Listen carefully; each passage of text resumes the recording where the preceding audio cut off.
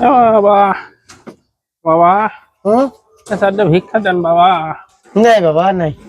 বাবা এটা করলে হল বাবা, একটু দেন। নাই বাবা। দেন না রে বাবা। আচ্ছা চাচমে, হ্যাঁ।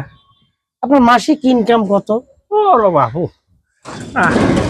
আর মাসিক ইনকাম ওই আপনার দূরে ডিপিএস আছে 5,000 5,000 করে 10,000 মাসে না দিনে? দিনে, মানে ওই মাসে ওই যে ওইটা দিয়া এই ধরেন দিনে তাও 4-5,000 7,000 করে থাকে বাবা।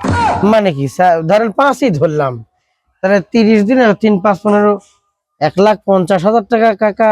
ও কমে হয়, 1.5 লাখ টাকাও হয়, আচ্ছা 2-2.5 লাখও হয় কখনো কখনো বাবা। বাবাজি, হ্যাঁ বাবা।